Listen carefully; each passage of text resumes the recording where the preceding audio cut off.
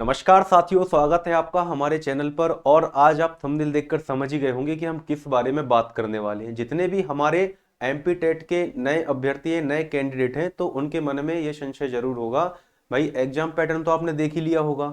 अब उनको समझ में नहीं आ रहा है भाई हमें संस्कृत लैंग्वेज चूज करनी है या फिर इंग्लिश। तो इस बारे में हम पॉइंट टू पॉइंट डिस्कस करेंगे। साथ ही साथ कुछ ऐसी पॉइंट बताऊंगा मैं आपको कि जिससे आपको ये डाउट क्लियर हो जाएगा कि इंग्लिश चुनना चाहिए या फिर संस्कृत, और किसे चुनने में फायदा है। और पात्रता और चयन परीक्षा दोनों को अपन देखेंगे कि भाई यदि आप संस्कृत चुनते हो तो क्या लॉस हो सकते हैं, क्या फायदा है आपका। साथ ही साथ इंग्लिश के बारे में भी सेम पॉइंट हम डिस्कस करने वाले हैं। तो बने रहिए वीडियो के साथ, अंत तक देखिए। और यदि आपको जानकारी अच्छी लगती है तो चैनल को सब्सक्राइब जरूर करिए। सबसे पहली बात, यदि आपने ये वाला मेरा वीडियो नहीं देखा है अभी तक तो प्लीज एक बार इस वीडियो को आप एक बार जरूर देख ले, क्योंकि इसमें मैंने आपको बता रखा है कि योग्यता क्या रहेगी आपकी और एग्जाम पैटर्न क्या रहेगा। ठीक है, नहीं तो आप वीडियो में बार बार कमेंट करते हो कि सर इसमें मैंने ये कर रखा है, एलिजिबल हूँ कि नहीं हूँ, मेरा फर्स्ट ईयर चल रहा है, सेकेंड ईयर चल रहा है, तो मैं एलिजिबल हूँ कि नहीं हूँ। इसके रिगार्डिंग भी मैंने वीडियो आपके लिए बना रखा है। और साथ ही साथ यदि आप ये वाला वीडियो देख लोगे तो आपके सारे डाउट्स जो हैं एक ही वीडियो में क्लियर हो जाने वाले हैं। ठीक है, बात कर लेते हैं। आपको पता है व्यापम ने अपना एग्जाम कैलेंडर जारी कर दिया है और लगभग लगभग एग्जाम कैलेंडर के अकॉर्डिंग शुरुआत की जो दो वैकेंसी है वो भी वह दे चुका है। ठीक है, साथ ही साथ आईटीआई टीओ का भी आज शॉर्ट नोटिस जारी हो चुका है और कुछ ही दिन में आपको फुल नोटिफिकेशन देखने को मिल जाएगा। बात कर लेते हैं वर्ग 3 की, जो कि आज हमारा मुख्य विषय है। ठीक है, यदि आप ये देखोगे कि भाई 16 नंबर पे इन्होंने दे रखा है प्राथमिक शिक्षक पात्रता परीक्षा, एलिजिबिलिटी टेस्ट होने वाला है आपका। कब होने वाला है? अगस्त 2026 में। और साथ ही साथ लगभग उन्होंने इसका रिजल्ट देने की डेट भी दे रखी है अक्टूबर 2026। तो बहुत ही सुनहरा मौका होने वाला है। जो भी हमारे नए अभ्यर्थी हैं, जो पुराने अभ्यर्थी वह इस एग्जाम पैटर्न से तो एक बार परिचित हो चुके हैं। सभी को पता है कि पहले एक सेम पैटर्न चल रहा था कि भाई सिर्फ पात्रता परीक्षा होती थी और डायरेक्ट रिक्रूटमेंट हो जाती थी। लेकिन अब इन्होंने क्या किया है, पात्रता परीक्षा भी ले रहे हैं, फिर चयन परीक्षा ले रहे हैं। साथ ही साथ चयन परीक्षा का एग्जाम पैटर्न चेंज हो चुका है एक बार, तो अब आगे चेंज होने की संभावना नहीं है। ठीक है, और साथ ही साथ वर्ग 2 के बारे में भी बता दूं, क्योंकि जो अभ्यर्थी वर्ग 3 की पात्रता रखता है और साथ ही साथ यदि वो ग्रेजुएशन भी कर लेता है तो वह वर्ग 2 का एग्जाम भी आसानी से दे सकता है अपने विषय में, जिसका एग्जाम होने वाला है जुलाई 2026 में और रिजल्ट आएगा इसका सितंबर 2026 में। ठीक है, अगली बात कर लेते हैं हम। अब चूंकि मैंने आपको बता दिया है कि आप एग्जाम पैटर्न चेक कर सकते हैं मेरे वह वाली वीडियो पे जाकर, लेकिन इसके बाद भी मैं एक बार आपको शॉर्ट में सारी जानकारी एक बार दे दे रहा हूं, और जिनको पता है तो वो स्किप कर सकते हैं इस पार्ट को। ठीक है भाई, 150 नंबर का आपका एग्जाम होना है। ठीक है, परीक्षा की जो अवधि मतलब टाइम ड्यूरेशन आपको मिलेगा 2.5 घंटे का समय आपको मिलेगा। प्रत्येक प्रश्न 1 अंक का है, नेगेटिव मार्किंग आपकी नहीं है। ठीक है, ये मैं पात्रता परीक्षा की बात कर रहा हूं अभी फिलहाल। ठीक है, आपको क्या है कि सीबीटी होगा, आपका कंप्यूटर बेस्ड टेस्ट होगा, एमसीक्यू वाले क्वेश्चन आएंगे, आपको एक विकल्प आपको टिक करना है। आपके सब्जेक्ट्स क्या क्या होने वाले हैं इस बारे में बता देता हूं। बाल विकास आएगा आपका भाई, 30 नंबर का बाल विकास आने वाला है, 30 प्रश्न आपके इससे पूछे जाएंगे। ठीक है, बाल विकास आपने डीएलएड या बीएड कर रखा है, आपने बहुत अच्छे से पढ़ रखा है इसको। भाषा 1 भाषा 2 में बात कर लेते। भाषा 1 लगभग सभी अभ्यर्थी चुनेंगे क्या? हिंदी।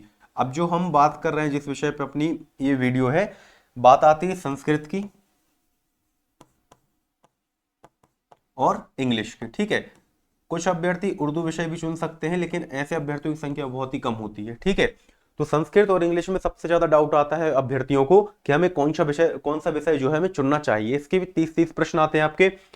गणित आती है आपकी 30 नंबर की, पर्यावरण अध्ययन आता है आपका 30 नंबर का। कुल 150 प्रश्न होते हैं 150 नंबर के लिए। ठीक है, और आपको पता होगा अनरिजर्व कैटेगरी जो अनरिजर्व कैंडिडेट्स हैं उनको 150 में से लाने हैं 90 नंबर। ठीक है, और जो कैटेगरी वाले अभ्यर्थी हैं, चाहे वो ईडब्ल्यूएस हो, ओबीसी हो, एससी एसटी या दिव्यांग अभ्यर्थी हो, उनको लेकर आने कितने 75 मार्क्स लेकर आने। ठीक है, ये सब आपको पता होगा। अब मुद्दे की बात कर लेते हैं। सबसे पहले मैं आपको सिलेबस बता देता हूं कि पात्रता परीक्षा में इंग्लिश में क्या पूछा जाता है, तो यहां से आपको थोड़ा क्या है कि कंपैरिजन करना आसान हो जाएगा और ये भी पता चलेगा कि हमें क्या चुनना है। ठीक है, रूल बुक में भी आप जाकर एक बार सिलेबस अच्छे से बैठकर पढ़कर देख सकते हो, उसके बाद आप अपना डिसीजन ले सकते हो जो भी आपको भाषा चुननी है। ठीक है, इंग्लिश भाषा में आपके आते हैं 30 प्रश्न। ठीक है, जिसमें कॉम्प्रिहेंशन के होते हैं आपके 15 प्रश्न। कॉम्प्रिहेंशन में क्या क्या पूछा जाता है आपसे, आपको भाई 2 अनसीन पैसेज, प्रोज और पैसेज दे रखा है कि भाई 2 आपसे पद्यांश है, गद्यांश है, एक पोयम एंड एक पैसेज आपसे पूछा जाएगा। क्या होता है इसमें, क्या पूछते हैं भाई, क्वेश्चन पूछेंगे कॉम्प्रिहेंशन बेस्ड, ठीक है, मतलब कॉम्प्रिहेंशन मतलब होता है समझ आधारित प्रश्न, ठीक है। और ग्रामर और वर्बल एबिलिटी, ग्रामर में क्या पूछते हैं, सीधा सीधा पार्ट्स ऑफ स्पीच पूछते हैं। पार्ट्स ऑफ स्पीच जो आपके 8 पार्ट्स ऑफ स्पीच होते हैं, वहां से आपका ये प्रश्न बनता है, सीधा प्रश्न ये आता है, कोई भी लाइन उठाकर दे देंगे, उसमें किसी एक वर्ड का पार्ट्स ऑफ स्पीच आपसे पूछ लेंगे कि भाई बताओ ये नाउन है, वर्ब है, एडजेक्टिव है, एडवर्ब है, क्या है, ठीक है। तो पार्ट्स ऑफ स्पीच पूछेंगे। दूसरी बात आती है वर्बल एबिलिटी की। वर्बल एबिलिटी में क्या पूछेंगे भाई आपसे, या तो भाई आपसे वो सिनोनिम्स पूछ लेंगे, ठीक है, या फिर एंटोनिम्स पूछ सकते हैं, ठीक है, या इसी प्रकार का कोई भी प्रश्न आपसे पूछ सकते हैं वर्बल एबिलिटी में। साथ ही साथ एक प्रश्न और जोड़ देते हैं, वो फिगर ऑफ स्पीच का, ठीक है। फिगर्स ऑफ स्पीच का आपसे प्रश्न एक बार मतलब इसमें ये पूछा जा सकता है, ठीक है, लास्ट टाइम भी पूछा जा चुका है। तो फिगर्स ऑफ स्पीच के प्रश्न ये आपसे पूछे जा सकते हैं, ठीक है। इतनी बात आ गई समझ में। पेडागोजी के 15 प्रश्न पूछे जाएंगे आपसे। पेडागोजी क्या होती है, शिक्षा शास्त्र आपने सभी ने पढ़ रखा होता है। डीएलएड या आपने जो बीएड कर रखा हो, डीएलएड कर रखा है, बीएड कर रखा है, जो भी आपने कर रखा है, या फिर 4 ईयर का इंटीग्रेटेड कोर्स भी कर रखा है, तो सभी ने पेडागोजी पढ़ी ही होती है, ठीक है। पेडागोजी में learning and acquisition of languages principle पूछेंगे भाई, लैंग्वेज स्किल्स पूछते हैं, role of listening and speaking पूछते हैं, role of grammar in learning a language पूछते हैं, challenges of teaching languages in a diverse classroom language difficulties, ये सारे टॉपिक होते हैं। साथ ही कुछ 3 टॉपिक ये भी दे रखे हैं, teaching learning material, evaluating language and remedial teaching, जिससे बहुत ज्यादा प्रश्न आपके पूछ जाते हैं इस लास्ट वाले टॉपिक से, ठीक है। अब एक बात समझो भाई, आप यदि आपने हिंदी में भी पेडागोजी पढ़ रखी है तो उसी का पूरा पूरे ट्रांसलेशन है और कुछ भी नहीं है, अलग से आपसे कुछ भी नहीं पूछा जाता है। टर्मिनोलॉजी थोड़ी सी चेंज हो जाती है, बस इतना फर्क आता है और कोई फर्क नहीं आता है। संस्कृत का सिलेबस हम देख लेते हैं एक बार। संस्कृत में आपका क्या पूछा जाएगा, सेम वही का वही सिलेबस है, पूरा कॉपी पेस्ट वाला सिस्टम है, पूरा ट्रांसलेशन वाला सिस्टम है। उन्होंने बोला है भाई भाषाई समझ अवबोध के लिए 2 अपठित गद्यांश दिए जाएंगे, जिसमें एक गद्यांश होगा भाई आपका नाट्यांश हो सकता है, निबंध हो सकता है, या कथा हो सकता है, तथा दूसरा अपठित पद्य मतलब पोयम बोल सकते हैं आप इसको, अपठित पद्यांश के रूप में होगा, ठीक है। इन अपठित में से समझ या अवबोध मतलब भाई कॉम्प्रिहेंशन मतलब समझ वाले प्रश्न आपसे पूछे जाएंगे। जो आपके गद्यांश या पद्यांश में लाइन लिखी होंगी उसमें से ही आपसे प्रश्न पूछा जाएगा, सीधा सीधा बिल्कुल, और इसमें आपको नंबर नहीं गंवाना होता है कभी भी, ठीक है। अब उन्होंने बोला व्याकरण मतलब ग्रामर और मौखिक योग्यता मतलब वर्बल एबिलिटी के क्वेश्चन आपसे किए जाएंगे, ठीक है। इसमें जो आपकी संस्कृत की व्याकरण होती है बिल्कुल नॉर्मल व्याकरण होती है, जैसे इंग्लिश में भी नॉर्मल होती है भाई वो तो, ठीक है ना, हिंदी में भी नॉर्मल होती है, तो उसमें कोई मतलब इतना लेवल का डिफरेंस नहीं आता है, बात होती है अपनी अपनी समझ की और आप किस में कंफर्टेबल होते हैं, ठीक है। तो इसमें भी क्या है, सेम वही चीजें पूछी जाएंगी। अब 15 प्रश्न इसमें भी शिक्षा शास्त्र के पूछे जाते हैं, मतलब पेडागोजी की इसमें 15 प्रश्न आपको पूछे जाएंगे, ठीक है। अब जो भाषा सीखना और ग्रहणशीलता, वही चीज मैंने आपको पहले बता रखी है क्या, कि learning and acquisition of language मतलब कि भाषा का अधिगम और अर्जन, ठीक है। तो सेम चीज वही वही यहां पर भी है, ठीक है। भाषा शिक्षण के सिद्धांत मतलब लैंग्वेज लर्निंग के प्रिंसिपल्स आपसे यहां पूछे जा रहे हैं। भाषा शिक्षण में सुनने बोलने की भूमिका, भाषा के कार्य, बच्चे भाषा का प्रयोग कैसे करते हैं मतलब वही लर्निंग स्पीकिंग, यही सब चीजें रहती हैं, रीडिंग राइटिंग, यही सब चीजें, सुनना बोलना पढ़ना लिखना, ये चारों जो कौशल होते हैं, सीधा सीधा मतलब है पेडागोजी आपकी एक ही है, शिक्षा शास्त्र आपका एक ही है, बस अलग अलग भाषा में उससे संबंधित प्रश्न आपके अलग अलग हो जाते हैं, टर्मिनोलॉजी अलग अलग हो जाती है, पर समझ एक ही रहती है उसमें, ठीक है। तो ये हो गया भाई आपका संस्कृत का सिलेबस, ठीक है। ये मैंने पहले आपको दिखाया इंग्लिश का सिलेबस, और ये हो गया आपका भाई संस्कृत का सिलेबस, ठीक है। ये हो गया भाई आपका संस्कृत का सिलेबस, ठीक है। चयन परीक्षा की बात कर लेते हैं। अचानक से धप्पा कर दिया व्यापम ने किस तरीके से, भाई संस्कृत अभ्यर्थी पात्रता परीक्षा में पढ़ के रखा था, अभी भी ये लग रहा था कि भाई संस्कृत भाषा जब वैकल्पिक रूप में वहां पर दे रखी है तो चयन परीक्षा को जो हमारा सिलेबस होगा उसमें भी संस्कृत भाषा आपसे पूछी जाएगी, लेकिन ऐसा नहीं हुआ, ठीक है। जो अभ्यर्थी संस्कृत की बहुत अच्छी तैयारी करके रखे थे, बाल विकास की तैयारी बहुत अच्छी करके रखे थे, पर्यावरण की तैयारी बहुत अच्छी करके रखे थे, लेकिन उसका कोई सेंस नहीं निकला, वह सिमट कर रह गई कहां तक, पात्रता परीक्षा तक ही। चयन परीक्षा में क्या काम आया, जिन अभ्यर्थियों ने इंग्लिश भाषा लेकर रखी थी, अंग्रेजी भाषा इंग्लिश लैंग्वेज लेकर रखी थी पात्रता परीक्षा में, तो उनका मोरल अप रहा कि भाई चलो संस्कृत वालों को तो हम पीछे छोड़ देंगे इसमें किसी भी तरीके से, ठीक है। अब जिनका गणित अच्छा है भाई वो भी थोड़े आगे रहे, विज्ञान अच्छा है वो भी आगे रहे, सामाजिक विज्ञान भी आपको पता है सिलेबस बहुत भारी भरकम सिलेबस इन्होंने दिया था, जो कि 1.5 से 2 महीने के शॉर्ट पीरियड में कवर अप करना भी बहुत मुश्किल अभ्यर्थियों के लिए हो गया था। और यहाँ पर हिंदी भाषा अपनी वही परमानेंट एज इट इज रही। आपकी हिंदी गणित वही की वही रही, पर्यावरण से मिलता जुलता थोड़ा विज्ञान हो गया आपका, लेकिन इसमें भी बायोलॉजी फिजिक्स केमिस्ट्री के कुछ क्वेश्चंस रहे। साथ ही साथ सामाजिक विज्ञान में इन्होंने वर्ल्ड जियोग्राफी तक दे डाली थी मेरे हिसाब से, शायद यदि मैं सही हूं तो। ठीक है, अंग्रेजी भाषा के आपके आने हैं कितने, 15 प्रश्न। अब आप ये सोचो जरा, यदि आप पात्रता परीक्षा में ही अंग्रेजी भाषा की तैयारी कर लेते हो, ठीक है, और आपकी पात्रता परीक्षा क्लियर हो जाती है, तो चयन परीक्षा में आप कितने फ्री माइंड हो जाओगे कि चलो भाई हमने ग्रामर हमने पढ़ के रखी हुई है, कोई दिक्कत वाली बात नहीं है। ठीक है, लेकिन इसका मतलब ये कतई नहीं है कि भाई संस्कृत आप चुन नहीं सकते, बिल्कुल चुन सकते हैं। उसकी कंडीशन में भी आपको बताने वाला हूं, वीडियो के अंत तक आप एक बार जुड़े रहे। ठीक है, हिंदी भाषा के भी 15 प्रश्न आपसे इससे पूछे जाते, गणित के 20 प्रश्न पूछे जाते, और विज्ञान के 30 प्रश्न। सबसे ज्यादा हाई वेटेज था विज्ञान का, ठीक है, उससे थोड़ा कम था इसका गणित और सामाजिक विज्ञान का। और 2 भाषाएं दे रखी थी उन्होंने, हिंदी और अंग्रेजी, इनके 15-15 प्रश्न आपसे पूछे जाने वाले थे वो। ठीक है, तो सामाजिक विज्ञान के कुल मिलाकर 20 प्रश्न, ऐसे हो गए कितने, 100 प्रश्न 100 मार्क्स के लिए। ठीक है, नेगेटिव मार्किंग यहां पर भी उन्होंने नहीं की। ठीक है, अब समझना बात को।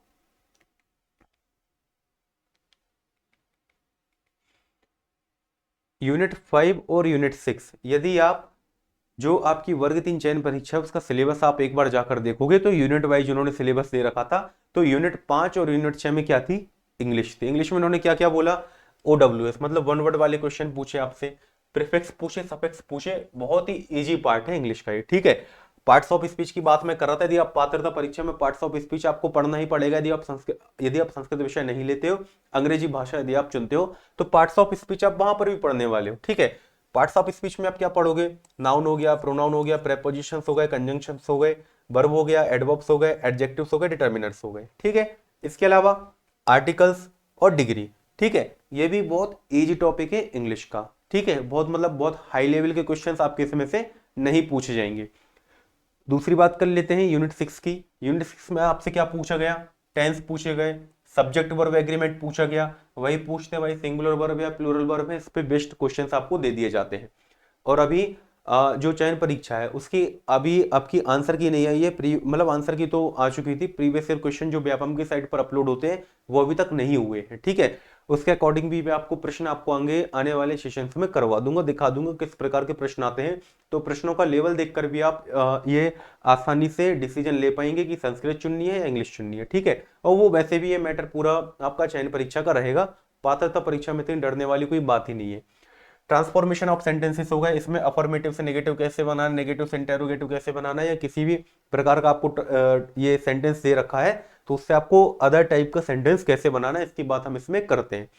काइंड्स ऑफ सेंटेंसेस में देख लेते हैं, सिंपल सेंटेंस हो गए आपके, कंपाउंड सेंटेंस हो गए, कॉम्प्लेक्स सेंटेंस हो गए। ठीक है, तो ये था भाई आपका चयन परीक्षा का इंग्लिश का सिलेबस। ठीक है, अब देख लेते हैं भाई बात हम जिसकी करने वाले हैं, जिस पर ये हमारी पूरी वीडियो की विषय कौन सा चुनना है। 3 पॉइंट कंसिडर करके चलना, तो आपको चुनने में डिसीजन लेने में आसानी हो जाएगी।